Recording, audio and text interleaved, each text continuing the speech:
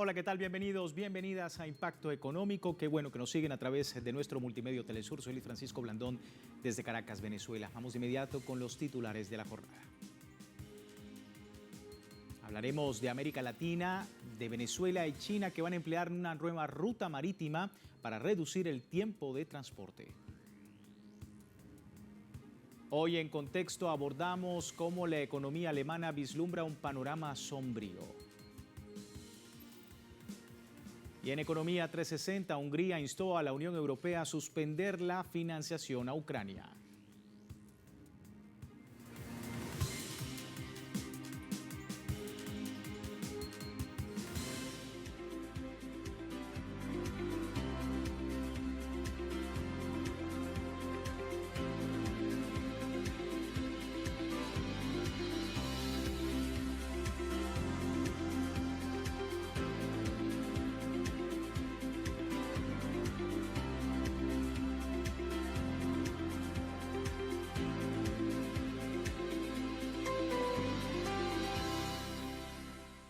Comenzamos hablando de nuestro continente. China y Venezuela estrenarán una nueva ruta marítima directa que va a reducir drásticamente los tiempos de transporte. Los envíos que hoy tardan entre 42 y 90 días podrán llegar en 20 a 25 días gracias a que el buque de carga a granel de Xinjiang, que conectará directamente el puerto chino de Tianjin, el más grande del norte del país y puerta de entrada a Pekín, con Puerto Cabello y La Guaira, ambos con salida al Caribe, es un paso clave del ahorro de tiempo y que radica en la eliminación de los transbordos en Estados Unidos, México y Panamá y acelera la rotación de inventarios y reduce los costos y riesgos logísticos. Esta ruta fue anunciada en el Foro Empresarial China-Venezuela y ya se encuentra en su fase final de coordinación. Se espera que mejore la disponibilidad de insumos y tecnología en Venezuela y que atraiga más inversión china en sectores como energía, telecomunicaciones y agroindustria. El comercio bilateral creció 25% entre 2022 y 2024, alcanzando un récord de 8.500 millones de dólares y ambos países negocian un acuerdo para aplicar arancel cero a 400 productos venezolanos desde el año 2026. En otro tema, el gobierno de Argentina avanza en la privatización del servicio del agua y que pone en riesgo el suministro de quienes no puedan pagar su precio. A través del decreto de necesidad y urgencia, la administración de Javier Milei actualizó el marco regulatorio de la empresa Agua y Saneamientos Argentinos S.A. en un nuevo paso hacia su venta a privados que deberá producirse en los próximos meses. La resolución indica que se permitirá a la empresa interrumpir el suministro en casos de mora después de 60 días de atraso para hogares y 15 días para otros usuarios. La empresa fue declarada sujeta a privatización por la Ley de Bases del año 2024 y con esa resolución se había dispuesto la venta del 90% de las acciones de la compañía al sector privado, desfavoreciendo a las mayorías y privilegiando grandes capitales, según la crítica de los propios argentinos. También en Argentina, sectores populares y los salarios volvieron a perder contra la inflación en septiembre. Mientras los precios subieron 2,1%, los sueldos reales promediaron 1,3% según datos del INDEC. El sector privado ha registrado un aumento del 1,4%, el público de 1,1% y el informal 5,7%, pero aún así los salarios formales cayeron 0,8% en términos reales. La situación se agravó en octubre cuando la inflación subió a 2,3% con un fuerte aumento de 3,1% en la canasta básica, lo que presiona aún más a los trabajadores. La consultora ACM señala que a diferencia del repunte observado en 2024, los salarios llevan meses estancados. Si los aumentos actuales continúan entre el 1% y 2% y la inflación anual ronda el 30%, los sueldos formales caerían 1,3% en el año. Frente a noviembre de 2023, previo al gobierno neoliberal de Javier Milei, se calcula una baja salarial de 0,4% en términos reales. De allí que se destaca la crítica en torno a esta situación en Argentina.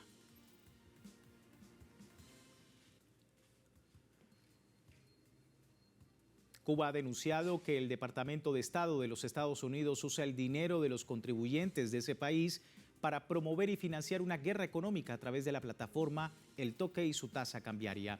Un reciente informe presentado en la televisión nacional cubana da cuenta de la asignación de fondos estadounidenses a las empresas MediaPlus Experience y Más Voces Foundations vinculadas con José Hassan Nieves Cárdenas, ciudadano cubano residente en Miami y director de la plataforma El Toque. Testimonios y pruebas que están disponibles en los portales del gobierno estadounidense revelan la implicación del departamento que dirige Marco Rubio en operaciones inflacionarias y desestabilizadoras fuera del sistema bancario para reforzar el carácter malicioso de las variaciones en las tasas de cambio, encarecer productos y debilitar la economía cubana. El canciller de Cuba, Bruno Rodríguez, había alertado en el marco de la Asamblea General de las Naciones Unidas sobre las maniobras de Washington para generar inflación artificial.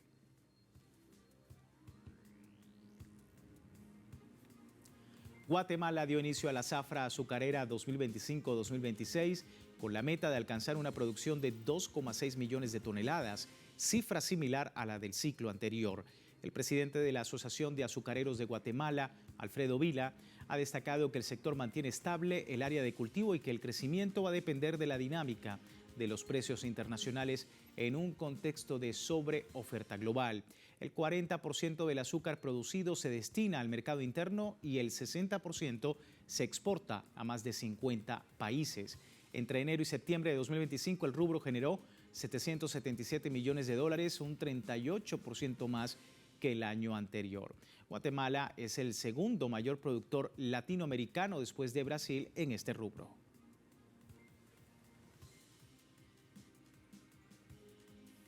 En otro tema, el gobierno de México detectó 13 casinos involucrados en operaciones de lavado de dinero tras una investigación financiera que reveló irregularidades fiscales y vínculos transnacionales. El secretario de Seguridad, Omar García, ha dicho que estos establecimientos físicos y virtuales ubicados en 8 entidades federativas realizaban transferencias sospechosas a países como Rumania, Suiza y Estados Unidos, además de utilizar plataformas digitales no reguladas con destino a Malta y Emiratos Árabes Unidos. La investigación de la Unidad de Inteligencia Financiera identificó estructuras económicas complejas para ocultar recursos de origen ilícito, simulaciones fiscales y dispersión de recursos entre filiales. Como medidas se han aplicado suspensiones temporales, bloqueos de páginas electrónicas y cuentas bancarias, además de presentar denuncias penales.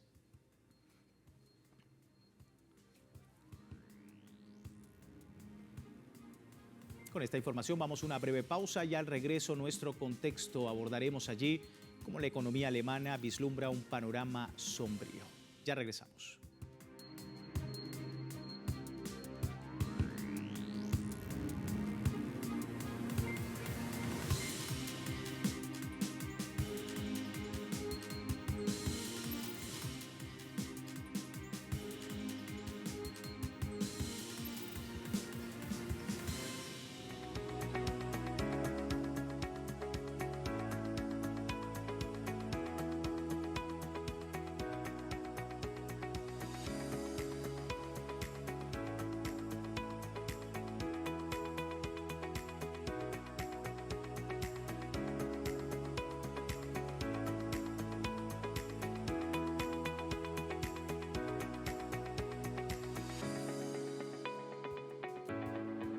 Gracias por seguirnos en Impacto Económico. Hablamos en contexto de la economía de Alemania que se ha estancado en el tercer trimestre de 2025. Según datos preliminares de la Oficina Federal de Estadísticas de Statis, el crecimiento del PIB de Alemania se estancó en un 0%, manteniéndose sin cambios entre julio y septiembre en comparación con los 3 meses anteriores. Y este dato, ajustado por precios, estacionalidad y calendario, se conoce después de que el PIB germano retrocediera en un 0,2% en el segundo trimestre y aumentara entre enero y marzo en un 0,3%. La economía de Alemania, la mayor de la Unión Europea y la tercera a nivel mundial, encajó 2 años consecutivos en recesión en 2023 y 2024. Para 2025, el gobierno alemán prevé que la economía vuelva a crecer ligeramente con una expansión de apenas 0,2%, mientras que para 2026 y 2027 las proyecciones del Ejecutivo muestran para esos años un alza del PIB del 1,3 y un 1,4%. Sin embargo, pues son expectativas que hasta el momento no generan un impacto positivo en la economía y la incertidumbre se mantiene en este país europeo. Y según el diario alemán Bild, la situación de la economía alemana atraviesa la crisis más larga y provoca graves tensiones al gobierno del canciller Friedrich Merz. Cabe destacar que la situación actual genera tensión, ya que la economía alemana vive la crisis con más, con más extensión hasta la fecha, en particular desde principios de 2023, cuando las empresas comienzan a producir menos bienes y los indicadores económicos pues siguen cayendo. En agosto la tasa de desempleo alcanzó los 3 millones, la más alta de los últimos 10 años.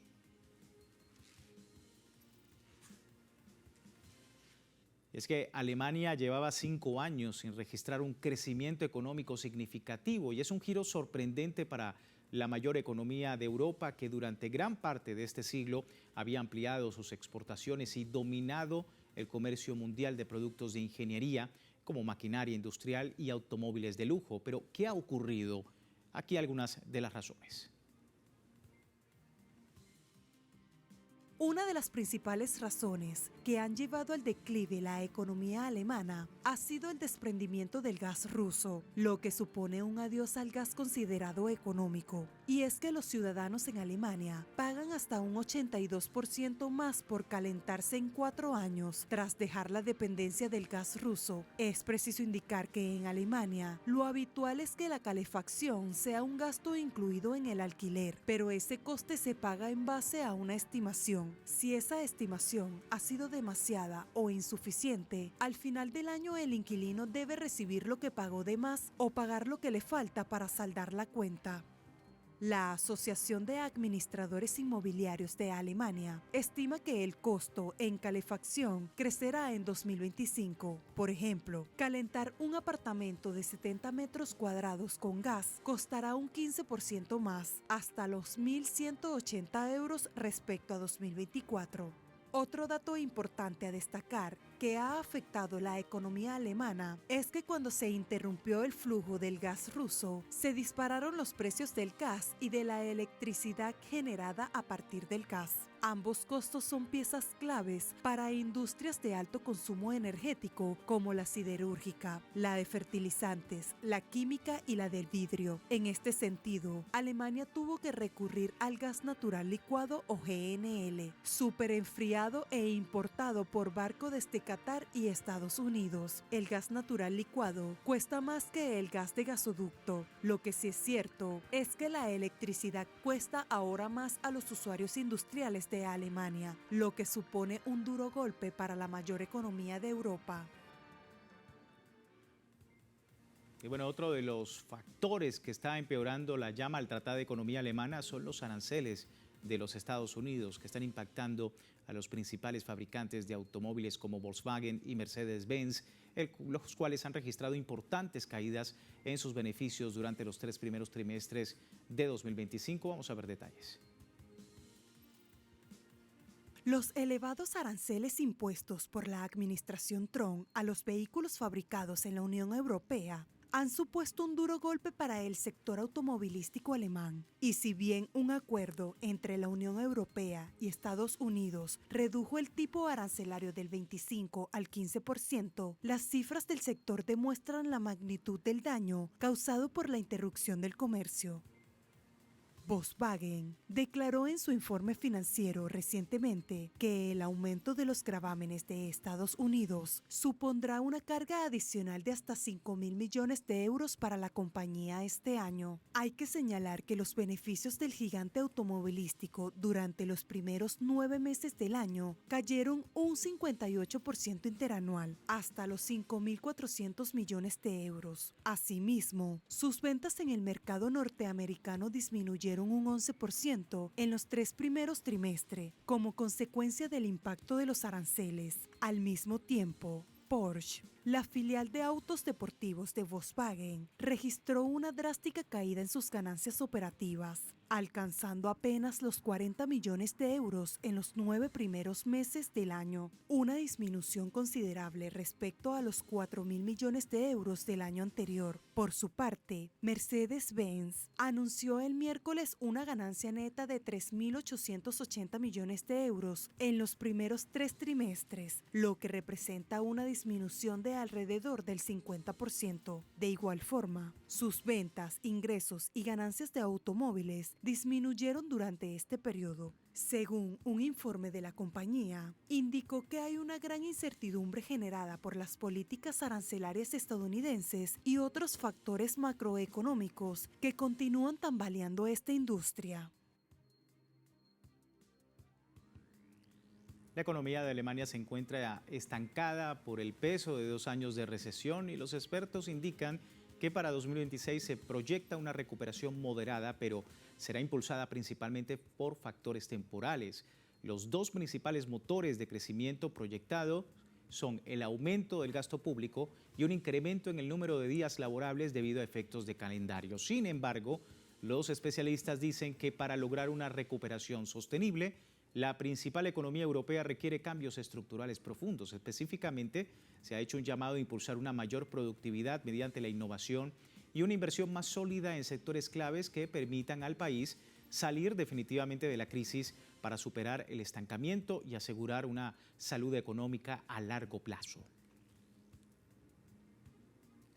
Vamos a una segunda pausa y al regreso, Economía 360, hablaremos de Hungría, que ha instado a la Unión Europea a suspender toda financiación a Ucrania. Ya regresamos.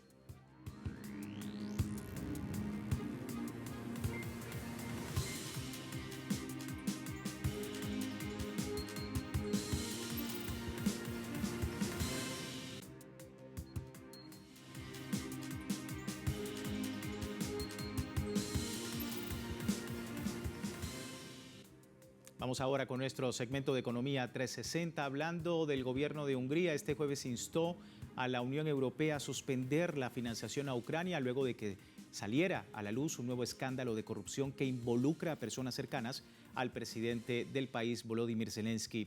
El ministro de Relaciones Exteriores húngaro, Péter Szijjártó, afirmó que el dinero de los ciudadanos húngaros no irá a Ucrania y cuestionó la falta de transparencia en el uso de los fondos europeos destinados al gobierno de Kiev. Según explicó, la Unión Europea ha financiado durante años el funcionamiento del Estado ucraniano sin recibir informes claros sobre el destino de esos recursos. Las declaraciones se producen después de que la Oficina Nacional Anticorrupción de Ucrania informara la detención de 5 personas y la identificación de otros 7 sospechosos por presuntos sobornos de hasta $100 millones en el sector energético.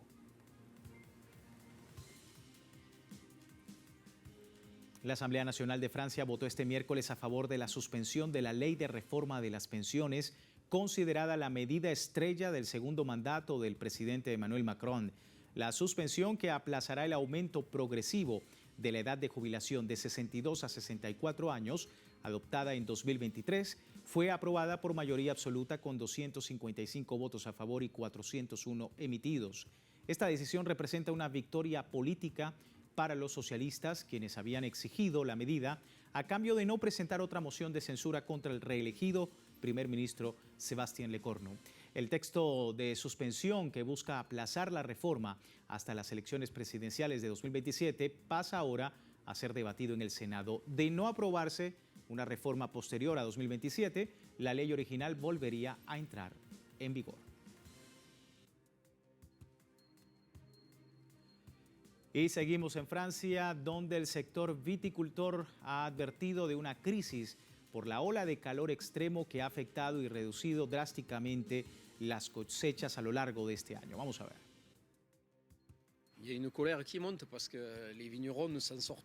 Hay una creciente indignación porque los viticultores ya no pueden llegar a fin de mes. No podemos vivir de nuestro trabajo. Es como lo que ocurrió en 1907. La gente trabaja duro, pero no gana lo suficiente para vivir. Esa misma indignación se está acumulando y se manifestará en Béziers, lo cual es simbólico para nosotros. La ciudad acoge nuestra protesta porque la viticultura es una parte fundamental de nuestro departamento y región. Necesitamos urgentemente precios dignos para que el vino permita a los productores ganarse la vida, con la caída de las cosechas año tras año. La rentabilidad ha desaparecido y los viticultores no pueden seguir así. Vamos ahora a hablar de China, país que ha logrado un avance exponencial en la producción y adopción de robots industriales durante el 14º Plan Quinquenal 2021-2025. Vamos a ver detalles. Según el Ministerio de Industria y Tecnología de la Información, el país aceleró la innovación en robótica y fortaleció su capacidad para fabricar componentes clave como servomecanismos, controladores y pantallas, reduciendo su dependencia del exterior. En 2024, las ventas de robots industriales de marcas chinas alcanzaron 177.000 unidades, con un crecimiento anual promedio del 33.1% a lo largo del plan. Gracias a este impulso, las marcas nacionales superaron el 50% del mercado, llegando a un 58.5% en 2024. Además, China instaló más robots industriales que el resto del mundo combinado durante este periodo, desplegándolos en 71 industrias principales y 241 subcategorías de su economía. Esto refleja la amplitud de su transformación industrial, desde manufactura avanzada hasta automoción, electrónica y logística. Mirando hacia el futuro, el 15º Plan Quinquenal 2026-2030 priorizará una integración más profunda entre los robots y tecnologías emergentes como la inteligencia artificial y la computación avanzada, con el objetivo de desarrollar soluciones más especializadas y adaptadas a diferentes sectores productivos. Vamos a hablar ahora de Estados Unidos. El Congreso de ese país aprobó la ley de financiamiento que pone fin al cierre administrativo más largo en la historia del país. La Cámara de Representantes aprobó el presupuesto para reabrir al gobierno federal. La iniciativa, que ya había sido avalada por el Senado, superó la votación con 222 votos a favor y 209 en contra. Con esto se pone fin al cierre administrativo, el shutdown más largo en la historia de esa nación, que se extendió, recordemos, 43 días y afectó a miles de trabajadores. La clausura de la administración pública se originó por la disputa sobre la financiación de la seguridad fronteriza y el acceso a ayudas en el sistema de salud. La ajustada votación reflejó también la profunda división política en Washington, que persiste a pesar de la reapertura del gobierno.